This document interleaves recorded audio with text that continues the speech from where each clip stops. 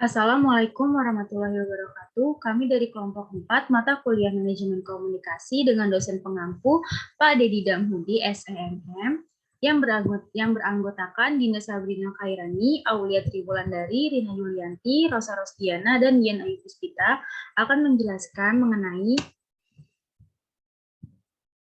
Perception and Practice of Integrated Marketing Communication.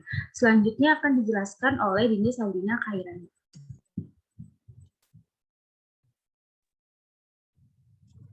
Di sini saya akan menjelaskan tentang awal kehidupan Integrated Marketing Communication atau bisa disebut IMC. IMC menggambarkan sebagai konsep perencanaan komunikasi pemasaran yang mengakui nilai tambah rencana komprehensif yang mengevaluasi peran strategi dari berbagai disiplin komunikasi. Contohnya seperti iklan umum, respon langsung, promosi penjualan, dan hubungan masyarakat.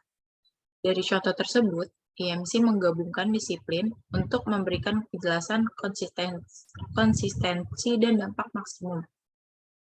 Next.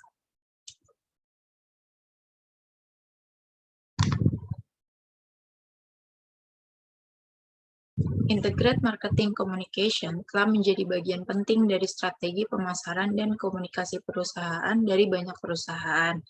Mempelajari adopsi, implementasi, dan praktik IMC dalam batas-batas sosial, pemanfaatan, dan konteks budaya yang berbeda. Next. Melakukan studi komparatif komprehensif tentang adopsi dan praktik IMC di Amerika Serikat, Inggris Raya, Australia, Selandia Baru, dan India, dan juga praktisi hubungan masyarakat di Korea Selatan. Penelitian ini menunjukkan bahwa perlunya memeriksa konteks budaya dan sosioekonomi, di mana adopsi dan implementasi IMC dapat berkembang di negara-negara yang berbeda di dunia. Next. Model mental, representasi realitas yang digunakan orang untuk memahami fenomena tertentu dengan konsisten teori yang mendesain representasi internal dalam proses berpikir. Model mental di sini sebagai gambar yang dibangun oleh individu berdasarkan pengalaman, persepsi, dan pemahaman hidup.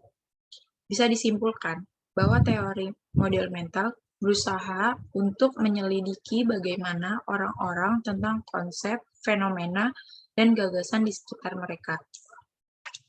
Selanjutnya akan dijelaskan oleh Aulia Triwulandari.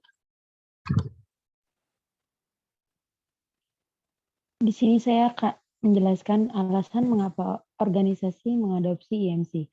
Para ilmuwan telah menemukan alasannya bahwa faktanya IMC diadopsi oleh organisasi karena terkoordinasi strategis pemasaran yang strategis, mengubah lingkungan pemasaran, permintaan untuk pengembalian investasi pada pengeluaran pemasaran. Para ilmuwan juga mencatat bahwa pengembangan fragmentasi merek, media terkoordinasi, serta meningkatkan efektivitas pesan melalui konsistensi. Hambatan terhadap implementasi IMC. IMC memiliki sejumlah hambatan terhadap implementasinya dalam organisasi. Hambatan terletak di sisi organisasi dan agensi, masalah keterampilan, sentralisasi, dan masalah budaya. Next. Mengukur keefektifan kampanye IMC.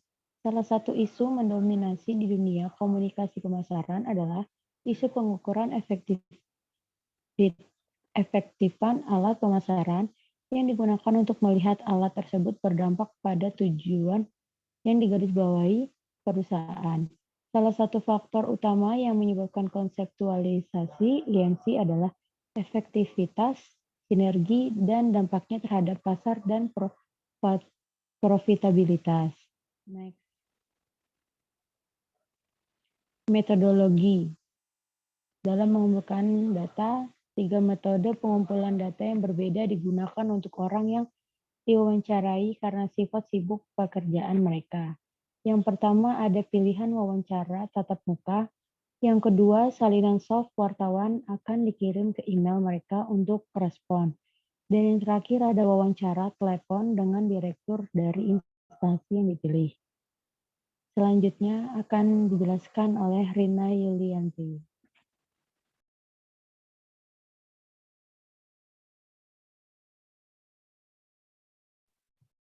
Tabel 1, persepsi dan praktik komunikasi pemasaran IMC. Nomor 1, pemasaran lembaga pada agensi A.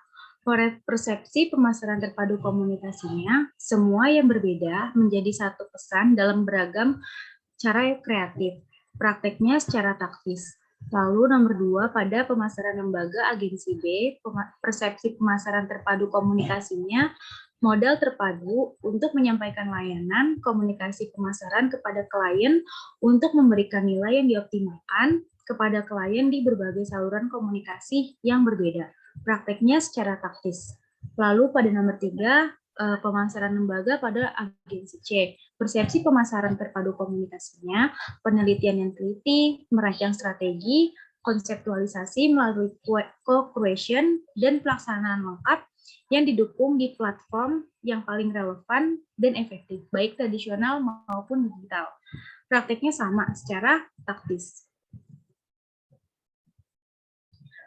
Selanjutnya nomor 4. Pada pemasaran agensi D, persepsi pemasaran terpadu komunikasinya yaitu disengaja campuran dan pemasaran komunikasi dan hasil campuran untuk mencapai hasil. Prakteknya sama secara taktis. Lalu nomor 5, agensi E. Persepsi pemasaran terpadu komunikasinya adalah saat komunikasi berada dalam perset satu sama lain untuk memberikan cakupan dan manfaat maksimal bagi klien. Prakteknya secara taktis. Manfaat yang dapat diterima dari klien agensi dari implementasi IMC. Yang pertama yaitu menerapkan IMC untuk klien. Menurut Direktur Kreatif Agensi D pada tahun 2017 memastikan penjualan dan keuntungan kenaikan, menyetel waktu, dan memberi merek mengenai teka-teki kompetitif. Yang kedua, manfaat IMC yang menyediakan kampanye komunikasi terukur menurut agensi A pada tahun 2017 dengan pemandangan IMC kelihatan pada tahun 2008 sebagai program komunikasi yang didorong oleh hasil. Lalu singkatnya semua manfaat yang diidentifikasi yang dikatakan dapat diterima oleh pelaksanaan kampanye komunikasi pemasaran terpadu oleh perusahaan komunikasi pemasaran yang dipilih mendekati deskripsi dan manfaat yang diidentifikasi dalam literatur. Nah, instansi lalu selain mereka menggambarkan manfaat umum, komunikasi juga memberikan kasus klien yang mendukung klaim mereka.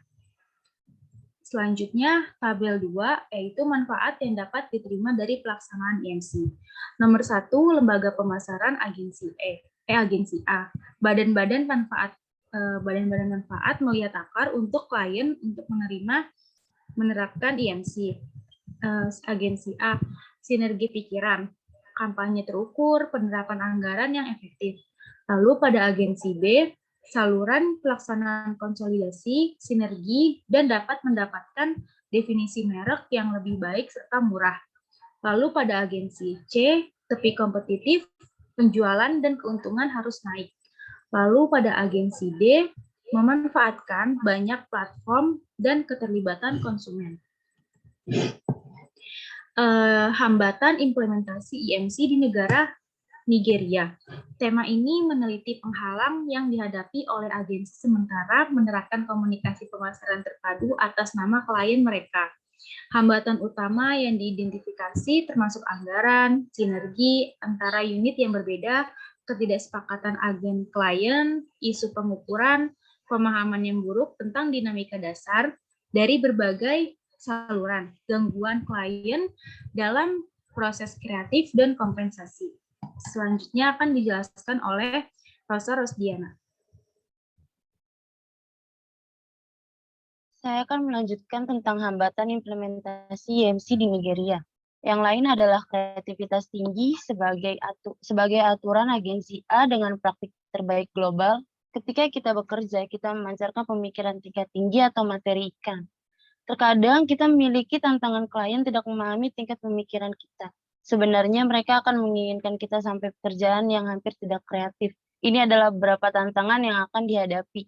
Pengukuran keefektifan komunikasi pemasaran terpadu untuk mengukur keefektifan IMC. Orang yang diwawancarai muncul dengan yang berbeda yang digunakan untuk mengukur seberapa IMC yang efektif.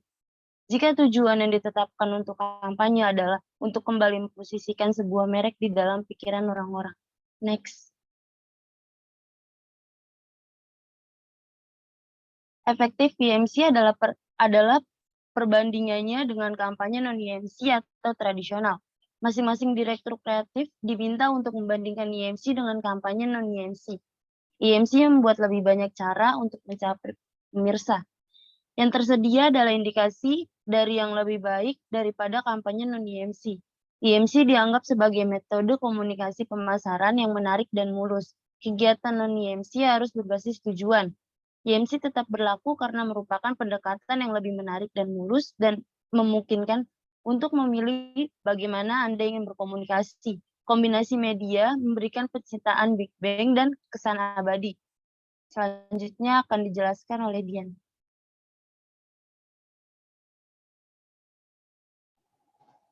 Hasil diskusi.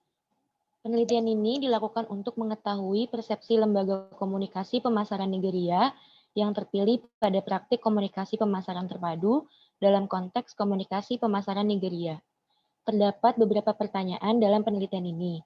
Pertanyaan penelitian pertama yaitu meneliti praktik IMC oleh lembaga yang dipilih, mencerminkan mengenai apa artinya mempraktikkan komunikasi pemasaran terpadu bagi klien.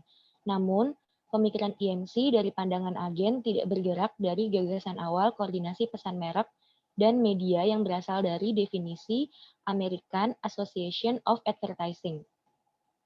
Pertanyaan penelitian kedua membahas manfaat yang diperoleh organisasi yang melibatkan lembaga terpilih untuk menerapkan IMC atas nama mereka. Manfaat seperti yang disorot oleh lembaga terpilih sangat dekat dengan apa yang disarankan literatur sebagai manfaat IMC. Meskipun ada penekanan di antara orang-orang yang diwawancarai secara menyeluruh pada sinergi, pembangunan merek, dan biaya. Next. Pertanyaan penelitian ketiga berfokus pada hambatan yang dihadapi agen komunikasi pemasaran terpilih dalam pelaksanaan IMC atas nama klien mereka. Ada hambatan yang muncul di bawah judul yang berbeda tetapi mengacu pada hal yang sama. Literatur telah menegaskan bahwa pemahaman yang buruk tentang kerangka konseptual komunikasi pemasaran terpadu merupakan penghalang utama untuk adopsi dan praktiknya. Pertanyaan penelitian keempat adalah untuk mengetahui bagaimana lembaga mengukur keefektifan implementasi IMC untuk klien mereka. Semua orang yang diwawancarai setuju bahwa konsep tersebut efektif, namun tidak ada metrik umum yang digunakan untuk mengukur efektivitasnya. Efek sinergis adalah alasan utama komunikasi pemasaran terpadu dipilih dan dipertimbangkan. Next. Sekian presentasi dari kelompok kami. Kurang lebihnya mohon maaf. Wassalamualaikum warahmatullahi wabarakatuh.